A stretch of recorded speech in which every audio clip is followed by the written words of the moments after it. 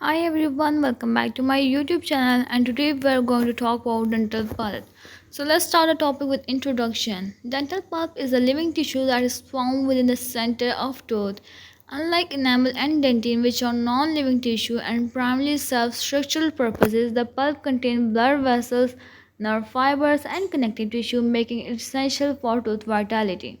It is responsible for tooth nourishment, sensation, and repair, thus play a crucial role in overall oral health. Now let's talk about composition of dental pulp. Dental pulp consists of rich network of cells, fibers, and fluids which work together to maintain tooth health. The major components of dental pulp include fibroblasts, that is the most important cell in the pulp that is responsible for producing collagen to maintain structural integrity. The next component is odontoblasts that are the specialized cells located at the pulp dentine border that form dentine contributing to tooth repair and defense. The next component is blood vessels that are dense vascular system ensures the supply of nutrients and oxygen to maintain pulp vitality.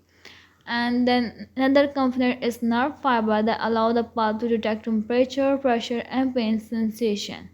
Then we also have immune cells that may be macrophages and lymphocytes in dental pulp that provide defense against bacteria, infections, and inflammation.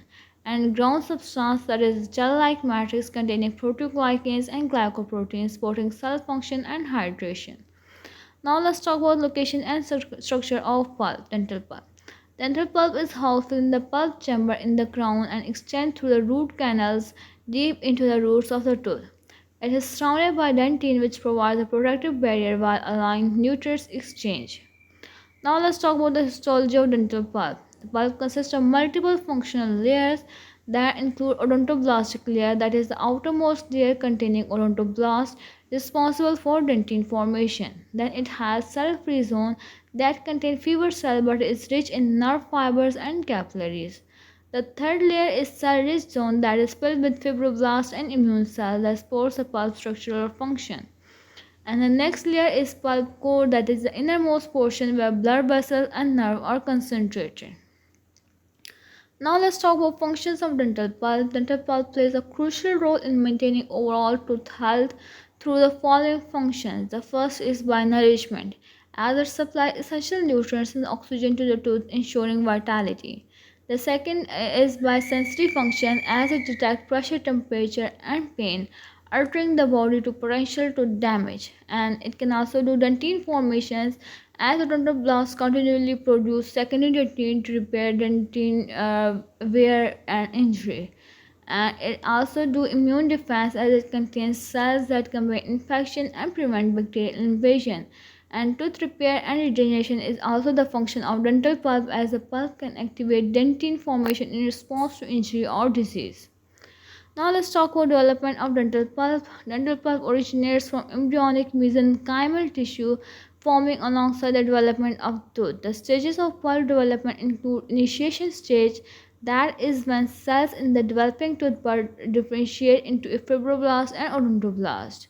And then the dentinogenesis phase, when odontoblasts begin secreting dentine matrix creating the pulp dentine interface. And the next stage is pulp maturation, that is when increased vascularization ensures fully functionality, allowing the pulp to nourish and protect the tooth.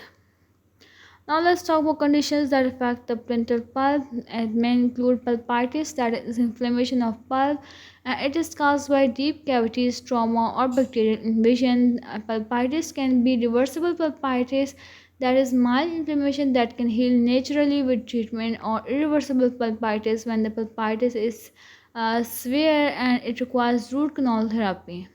Then other condition that may affect dental pulp is pulp necrosis, that occurs when the pulp tissue dies due to untreated decay or injury, leading to infection and tooth discoloration. The third condition may be dental abscess, that is a pus-filled infection forms when bacteria invade the pulp chamber causing severe pain and swelling.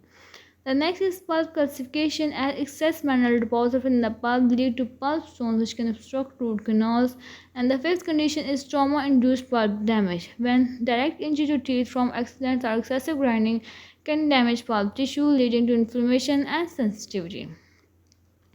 Now let's talk about maintaining dental pulp health. To preserve pulp vitality and prevent infection or decay, proper oral care is essential. That may include oral hygiene practices, that is brushing and flossing daily, that remove plaque and prevents bacterial invasion, and using fluoride toothpaste that strengthen dentin and protect pulp from decay, and avoiding excessive sugar intake because it reduces the risk of cavities reaching the pulp. And then we can also do dietary recommendation that include calcium and vitamin D that support dentin formation and strength pulp health. Vitamin C that is essential for collagen production which maintains structural integrity of the pulp tissue. And then we can also do professional dental care that may include routine checkups and x-rays that help detect early signs of pulp disease, and dental sealants that protect teeth from decay before it reaches the pulp. And root canal therapy can be done when necessary as it removes infected pulp and preserves the tooth structure. Now let's talk about the conclusion of our lecture video. Dental pulp is vital component of tooth health, providing nourishment, sensory detection, immune defense, and repair function. Although protected by dentin enamel, it remains vulnerable to decay, trauma, and infection. Proper oral hygiene, routine dental care, and a balanced diet contribute to preserving pulp integrity and maintaining long-lasting oral health. And this was all about dental pulp. Hopefully you liked the video. If you do, don't forget to like, share, subscribe, and comment. Thank you for watching.